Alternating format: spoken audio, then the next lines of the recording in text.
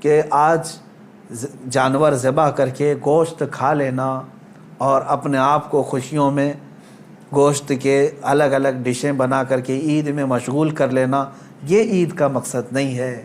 عید کا اصل مقصد ہے اللہ کو راضی کرنا۔ وہ اگر راضی ہو گیا تو ہر دن تمہارا عید کا ہے، اور اگر وہ تمہارے اعمال سے ناراض ہے، چاہے 1000 بقرعید آئیں، 1000 عید الفطر آئیں، تمہارے لیے کون سی عید ہے؟ رب تعالیٰ اگر تم سے ناراض ہے، کون سی عید ہے؟ عید در حقیقت مولا کو منانا ہے، اس کو راضی کرنا ہے۔ قربانیاں گوشت کھانے کے لیے نہیں۔ ایک مسئلہ بھی جاتے جاتے بتا دوں، اگر کسی نے گوشت کھانے یا صرف گوشت کی نیت کر کے قربانی کی کہ آپ گوشت ملنے والا ہے، فلاں فلاں ڈش بننے والی ہے گھر میں، تو کہا گیا کہ اس کی قربانی ہی نہیں ہے، قربانی ہوگی ہی نہیں۔ جس نے گوشت ملے گا اس کو میں بیچوں گا، اتنا کماؤں گا، جس نے بھی یہ نیت کی اس کی قربانی ہوگی ہی نہیں، ہوگی ہی نہیں۔ فرمایا گیا تقرب اللہ کی نیت ہونی چاہیے، میں قربانی کر رہا ہوں صرف اللہ کی رضا کے لیے، نیت یہ ہو، اور پھر گوشت کھانے میں مل گیا تو یہ اللہ کا انعام ہے۔ گوشت تو کھانا ہی ہے، ملتا ہی ہے آپ کو، لیکن نیت پہلے گوشت کھانے کی نہیں ہے، اللہ کو راضی کرنے کی ہے۔ رب تبارک و تعالیٰ راضی ہو جائے۔ میرے عزیزو، آج کے دن اللہ تبارک و تعالیٰ کی بارگاہ میں خصوصی التجا کریں، دعا کریں، مولا کریم عید الاضحیٰ کی برکت سے یہ لاکھوں جو قربانیاں ہیں ان کو قبول فرمائے، اور ان قربانیوں کی برکت سے مولا تعالیٰ ہم سب پر مسجدیں، عیدگاہیں اور ہماری عبادت گاہیں کشادہ فرمائے۔ بقرعید میں ویسے تو تفصیلی جو واقعہ ہے وہ یوں ہے، اس کا میں اجمال بتا کر کے اپنا میسج دینا چاہتا ہوں۔ سیدنا ابراہیم خلیل اللہ علیہ الصلوۃ والتسلیم اللہ تعالیٰ کے ایک نبی ہیں، برگزیدہ پیغمبر، ایسے جلیل القدر نبی کہ انبیاء کرام علیہ السلام 1,24,000 کم و بیش نبیوں میں حضور اکرم صلی اللہ تعالیٰ علیہ وسلم کے بعد جو سب سے بڑا مرتبہ ہے وہ حضرت ابراہیم علیہ السلام کا ہے۔ حضور صلی اللہ علیہ وسلم کے بعد جو سب سے بڑا مقام ہے وہ حضرت ابراہیم علیہ السلام کا۔ سیدنا ابراہیم علیہ الصلوۃ والتسلیم کی اولاد نہیں تھی، آپ نے تقریباً 90 سال عمر پائی اس وقت تک، بلکہ آپ کی عمر اس سے بھی زیادہ ہوئی۔ جب آپ کی عمر پاک 90 سال تک ہوئی تب تک کوئی اولاد نہیں تھی۔ آپ کی زوجہ ایک حضرت سارہ ہیں اور دوسری حضرت ہاجرہ ہیں۔ پھر روایات یہ بتاتی ہیں کہ 100 سال کی عمر ہو گئی، لیکن حضرت ابراہیم علیہ السلام نے دعا کرنا نہیں چھوڑا تھا۔ یہاں سے یہ پتہ چلتا ہے کہ بندہ مایوس نہ ہو۔ ویسے تو 70 سال 80 سال مرد کے ہو جائیں تو وہ اپنی اولاد ہونے سے مایوس ہو جاتا ہے کہ اب میری عمر نہیں رہ گئی، لیکن وہ خلاق کائنات جسے چاہے عطا کرے۔ جب وہ حضرت مریم کو شوہر کے بغیر ان کو بیٹا دے سکتا ہے، اور حضرت صالح علیہ السلام کی پتھر سے اونٹنی پیدا کر سکتا ہے، تو وہ پھر مولا تعالیٰ 90 سال کیا 100 سال کے بعد بھی چاہے تو اولاد عطا کر سکتا ہے۔ دعا کرنا ترک نہ کریں۔ حضرت ابراہیم علیہ السلام کی دعا قرآن پاک میں موجود ہے، آپ یہی دعا کرتے تھے، رب ہب لی من الصالحین، اے اللہ مجھے صالح اولاد عطا فرما، صالحین میں سے مجھے نسل عطا فرما۔ حضرت ابراہیم علیہ الصلوۃ والتسلیم کی اس دعا کو قرآن پاک میں بھی آپ تلاوت میں پائیں گے۔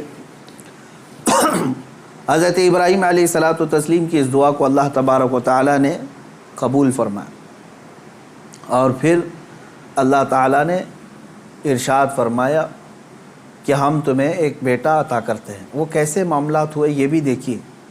حضرت ہاجرہ حضرت ابراہیم علیہ السلام کی اہلیہ، وہ گھر میں موجود ہیں، کچھ فرشتے آئے اور فرشتوں نے آ کر کے بشارت دی کہ اللہ تبارک و تعالیٰ تمہیں بیٹے سے نوازنے والا ہے۔ تو کہنے لگی کہ میں اتنی بوڑھی ہو گئی ہوں، ان کی خود کی عمر 90 سال کے اوپر کی تھی، کہا اتنی بوڑھی ہو گئی ہوں، کیا مجھے بچہ ہو سکتا ہے؟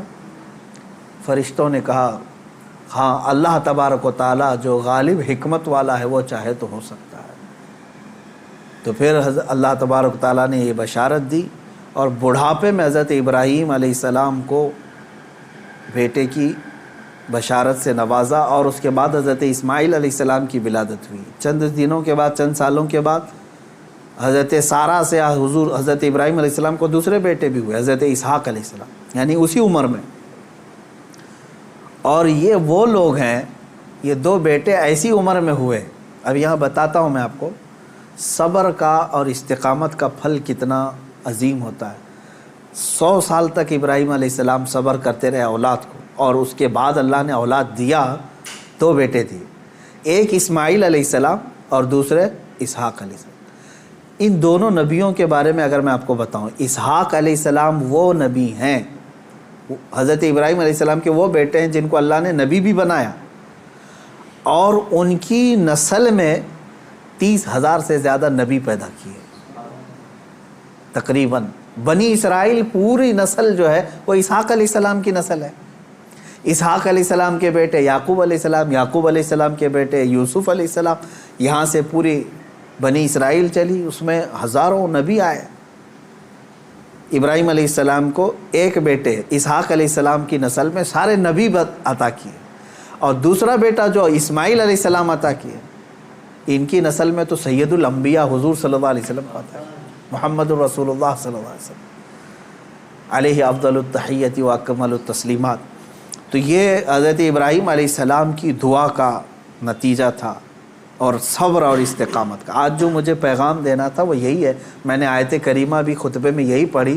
بے شک وہ لوگ جنہوں نے یہ کہا اللہ ہمارا رب ہے، ان الذین قالوا ربنا اللہ، بے شک وہ لوگ جنہوں نے کہا اللہ ہمارا رب ہے، ثم استقاموا، پھر اس پر جم گئے، یہ ہے استقامت۔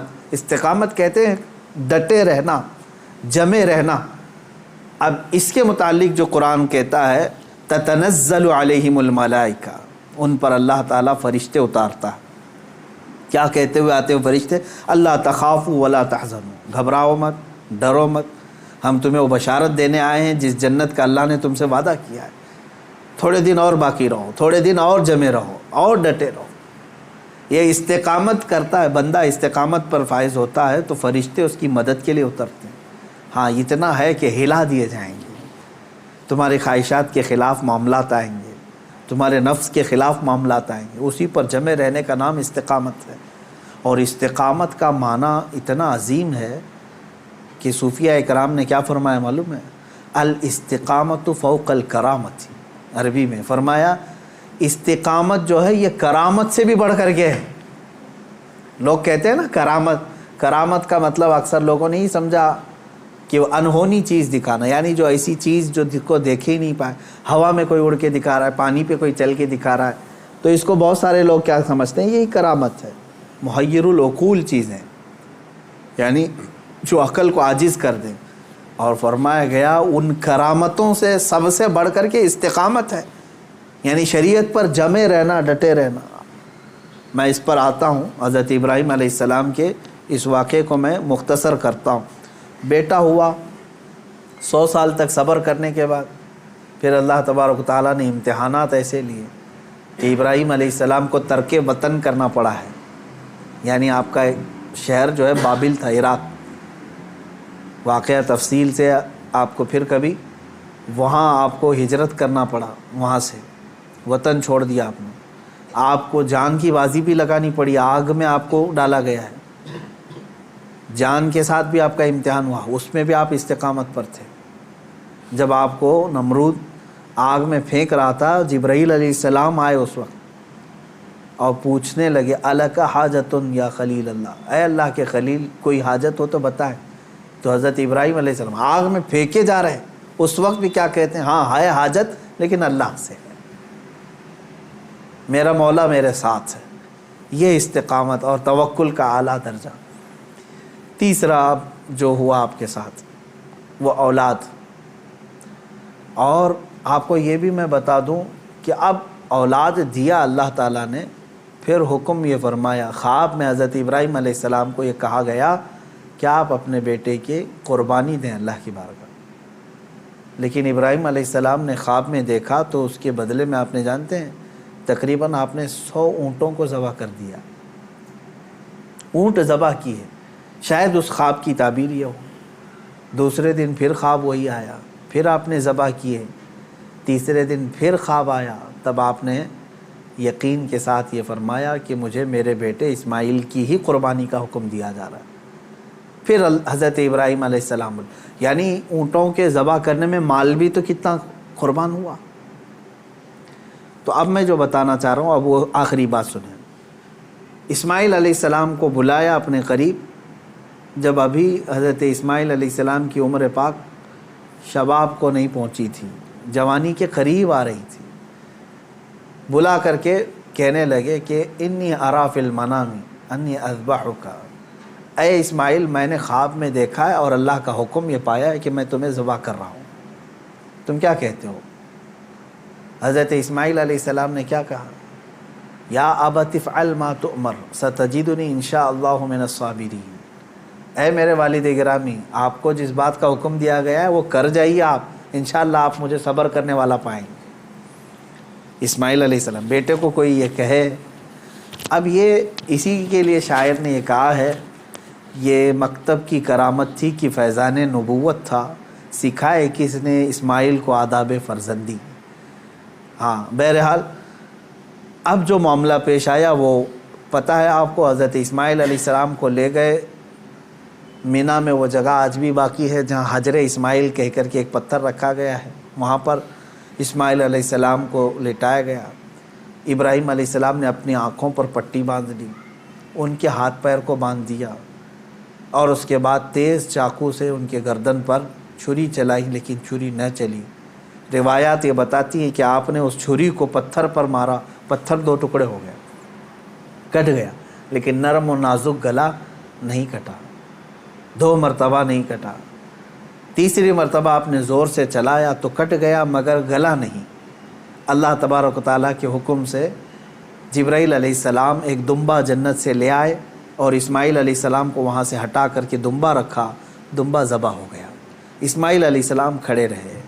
ابراہیم علیہ السلام جب ذبح کر چکے تو اپنی آنکھوں سے پٹی ہٹا کر کے آپ اللہ کا شکر ادا کر رہے تھے کہ اے مولا تیرا جو حکم تھا وہ میں نے مکمل کر دیا۔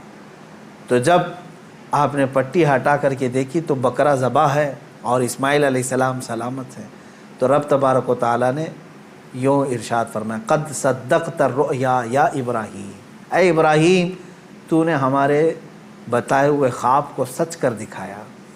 وَنَادَيْنَاهُ بِذِبْحٍ عَظِيمٍ، ہم نے اسماعیل کو ذبح عظیم کے نام سے پکارا۔ اللہ تعالیٰ نے فرمایا، اللہ تبارک و تعالیٰ یہ امتحان لے رہا تھا۔ یہ انبیاء اکرام علیہم الصلاۃ و تسلیم کے ساتھ ہے، ایسا نہیں ہے کہ سارے لوگ یہ کر پائیں گے۔ وہ اس درجے کے ایمان والے تھے، ان کو اسی انداز سے امتحان لیا گیا۔